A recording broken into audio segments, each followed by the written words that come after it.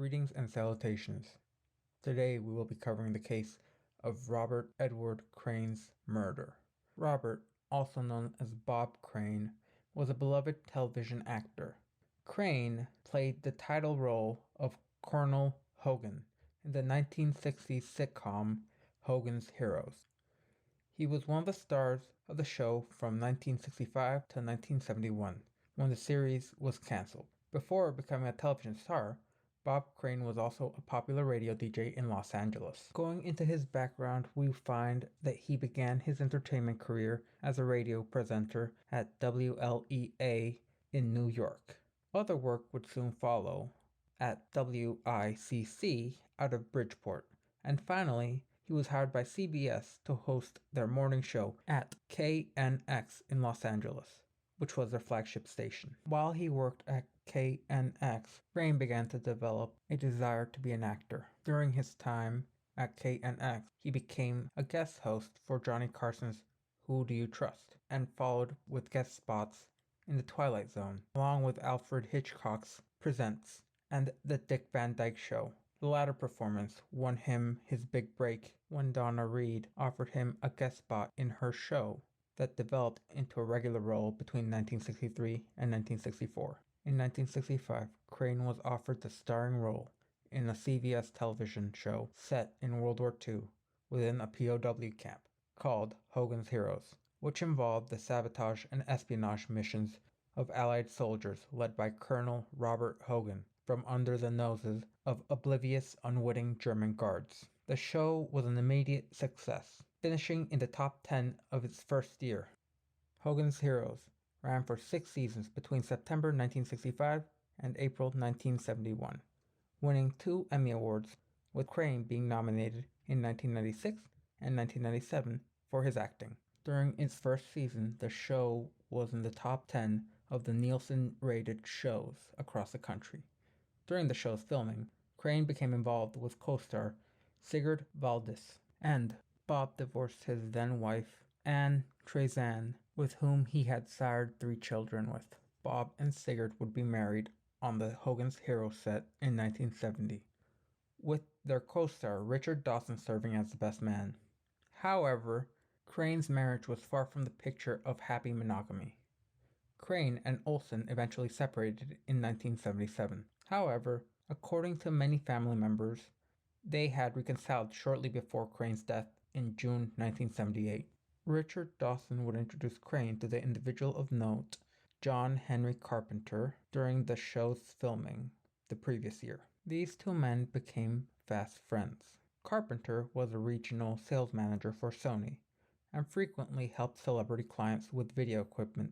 The 2 men started going out to bars together, where Crane would exploit his star power to charm women. The pair would subsequently take back to Crane's home, where they would film adult encounters with. Some of the women involved would later say they had been unaware that they had been filmed on a camera. It must be noted that shortly after their meeting, Crane and Carpenter got together to make an informal interview, seemingly intending to publish it in the Los Angeles Singles magazine. The 2 would go on to talk about women, as Crane denied that he ever attended a singles bar, stating that he was the kind of guy that goes with 1 girl at a time, and I find someone who I'm happy with and stay with them.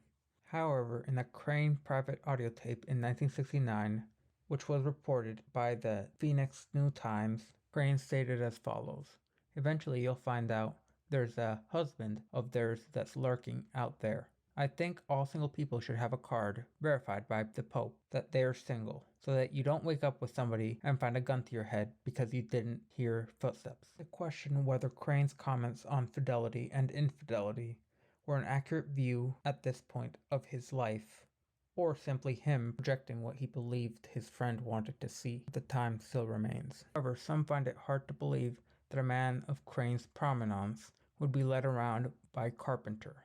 The actor had a reputation for taking explicit Polaroid photographs of his sexual conquests before converting to making videos of said conquests. When at nightclubs, Crane would introduce Carpenter as his manager in order to entice the women further still.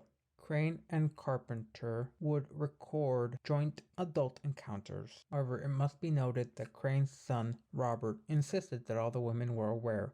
Regardless of Robert's statements, several women claimed that they were unaware and uninformed of the recordings until the Scottsdale Police Department informed them after Crane's murder. The duo seemed to see each other as equals, sharing similar interests beyond just the pursuit of women, specifically recording and video work. In a similar manner to Crane, Carpenter made his way up himself in life. Being 3/4 Native American caused him to suffer due to his early childhood conditions involving high amounts of poverty. During his early years, much like Crane, he discovered music, him personally being a soprano soloist for Roger Wagner. He would run a gambit of jobs, going from sidewalk sweep to newsboy to eventually his position at Sony, latching on to what would become a significant electronics revolution in the 1970s and 80s, focused on VHS. Some of the customers Carpenter did business with for Sony included Hitchcock, Elvis Presley, and Richard Dawson, just to name a few. Irregardless of his success, Carpenter would never reach the likes of the fame held by his friend Bob Crane. By the end of Hogan's Heroes, Carpenter had moved on to the now defunct Japanese brand Akai. However, he ensured that his business trips would coincide with Crane's schedule, so the two could continue their activities. Meanwhile, Crane himself would appear in several different roles, before appearing in the Bob Crane Show for NBC in 1975. Unfortunately for Crane, the Bob Crane Show performed poorly, cancelled just after 13 episodes. Crane would go on to blame the lack of chemistry amongst the cast for the failure, and over the coming years, he would have to take smaller roles like Quincy and The Love Boat. However, he never again rose to the same levels of fame, regardless of his efforts. At several points in his career, he was forced into working in dinner theater. In June 1978, Crane was living in the Winfield Place apartments in Scottsdale. At this time, he was taking part and working in the run of Beginner's Luck at the Windmill Dinner Theater. It would be on the afternoon of June 29th when his co-star, Victoria Ann Berry, entered his apartment after he had failed to show up for a lunch meeting to dub a new voice track over the scene from the play. Now, it must be noted that her relationship with Crane went further than just co-stars. She had had relations with the former Hogan's Heroes star at least twice. Once at his apartment, Berry noticed the morning paper was still on the sidewalk outside his door. She proceeded to pick up the newspaper and knock on the door. She knocked several times and yet received no answer. As she looked around, she saw that Bob's car was parked right outside the apartment. Turning the doorknob, she found the apartment to be unlocked. This was strange to her. Entering his home, she found that all the blinds had been drawn. It was pitch dark. It took some time for her eyes to adjust to the darkness. At this point, all she could make out was some video equipment scattered about the room. This was not outside the norm. The former Hogan's Hero star often left video equipment lying about, fruitlessly searched the apartment until she got to the bedroom. Once opening the door, she saw someone was lying in the bed, but she couldn't make out who it was from the form. At first, when she saw the dark streaks, she believed it to be a woman with long hair lying on her right side. But as her eyes adjusted, she could see it. There was blood everywhere. Blood on the pillows, blood on the bed sheets, blood splattered on the wall, on and above the bed. There had been blood everywhere she looked. Seeing this, she initially thought it might have been one of Bob's girlfriends having killed herself in his apartment. However, as she peered further into the lifeless body, she realized it wasn't a woman, it was a man. But was it Bob? Or could it have been his friend? That would be the next question she asked herself. Carpenter had often stayed with Bob when he was on the road, so it could have been him. She didn't really know. What she knew for certain was that there was blood pooling and had poured out of the victim's nose, causing her to let out a scream, and she backed out of the bedroom, running outside, her heart pounding in her chest, palpitating, beating, while she was panting and sobbing. She spotted one of Crane's neighbors, Mary Lou Hawkins, walking by, and she asked, "Can you please help me?" crying, saying, "There's a man dead in the apartment. I'm afraid it might be Bob." Barry followed Miss Hawkins to her apartment, where she grabbed the phone and dialed the operator. The neighbor quickly requested to be connected to the Scottsdale Police Department. Once on the line, the police dispatcher asked what the emergency was. Hawkins answered, "There's a man apparently dead in apartment 132A, Wayfield Place Apartments." It appeared that Crane had been bludgeoned to death with a weapon which would never be found or identified. However, some investigators believed the weapon used could have been a camera tripod. There was also an electrical wire wrapped around his neck. The wall of the bedroom had been all but painted in blood. Large amounts of blood were pooling from Crane's battered head. He had been severely beaten with a weapon and then strangled with the electrical cord. His head had been so severely battered that making a positive identification based on visual observations was not possible. Unfortunately, the Scottsdale Police Department were underprepared to investigate a case like Bob Crane's murder. At the time, they lacked the homicide division. This was back in 1978, meaning it was ill-equipped to handle such a high-profile murder investigation. Despite these challenges, they attempted to carry out an effective investigation and quickly ascertained that the motive was likely personal and that Crane potentially knew his killer. The authorities had found no signs of forced entry to the property. Nothing was initially found to be missing from the apartment. Forensic analysts found that Crane was attacked during his sleep. The crime scene yielded little to no evidence. However, the detectives would go on to view and examine Crane's videotape collection, which eventually led them to Carpenter, who had flown to Phoenix on June 25th to spend a few days with Crane. It did not seem like a coincidence that Carpenter had already been in Arizona, supposedly having flown to Phoenix to spend time with him in order to engage in their shared proclivities.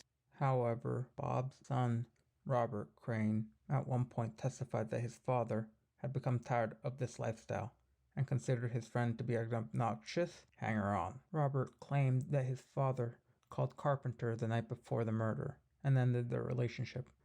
Upon further investigation, police would find blood on Carpenter's rental car. Sadly, the advancements of DNA testing at the time were not able to fully identify what the smears were. However, they could tell that this blood matched the blood type of Crane. This blood sample was inconclusive, and without any further evidence to link him to the crime, they would not be able to indict him.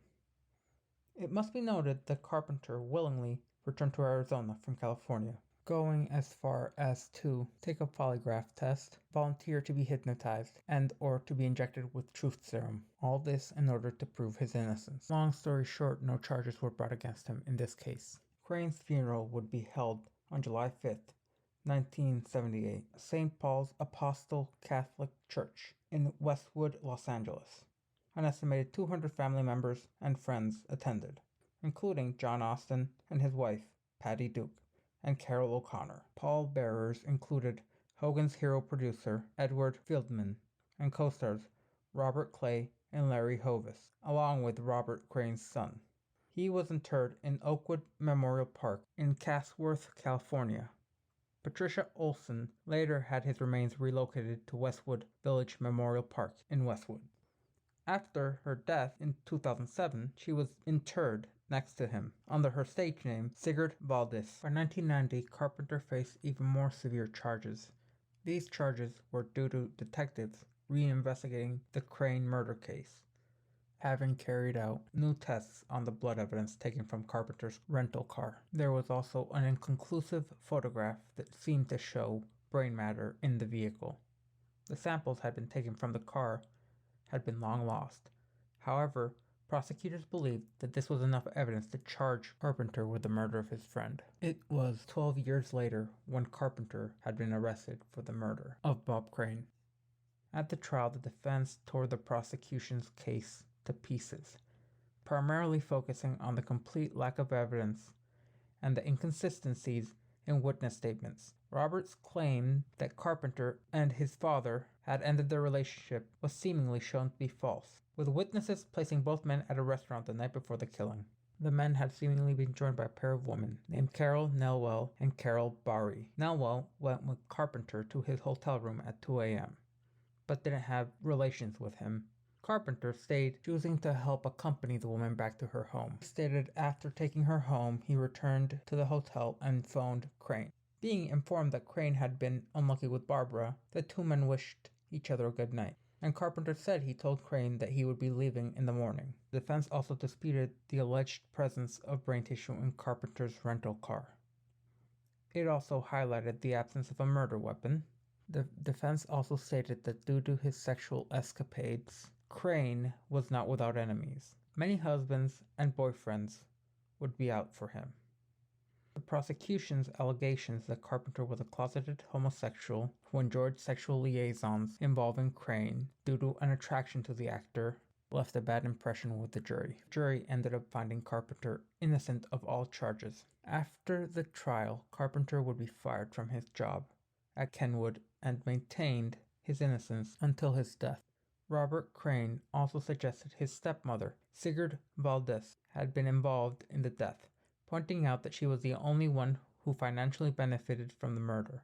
The allegation was outlined in a 2015 book, Crane, Sex, Celebrity, and My Father's Unsolved Murder. Local DA Rick Romley stated firmly that he had never suspected anyone other than Carpenter to have been the perpetrator.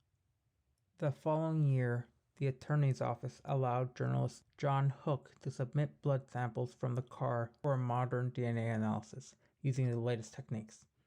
2 samples were found, one being of an unknown man and the other being too degraded for any conclusion to be drawn.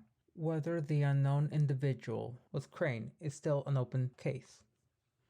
As such, questions of who the unidentified male may have been still remain. It is well known that Crane had argued loudly with Sigurd on the telephone just prior to his death. The two being estranged at the time fit quite well. Another potential suspect was an actor that had sworn vengeance on Crane and Carpenter while on a trip to Texas.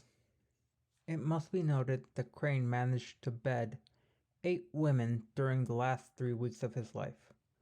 This must be considered due to the possible case of an attempt being derived from this to end Crane's life. It is notable that one ex-boyfriend of a woman Crane bedded taped a mutilated photograph to her back door after her liaison was exposed. Something rather important is that a witness placed a white Cadillac at the crime scene the morning the body was discovered. The vehicle had California plates. This description matched the vehicle of the boyfriend of Victoria Ann Berry, the woman who had found the body and had twice slept with Crane. The list of those with motive to harm Crane is rather extensive. It seems possible that the killer's true identity may never be found due to this. While many may be satisfied with the idea that Carpenter was the culprit, there are still doubts surrounding this conclusion. The fact that other potential culprits were completely disregarded may be why the killer of one of America's most iconic sitcom stars will remain unknown. If you remained with me until the end, I thank you, and I do hope you stay tuned and subscribe for more content.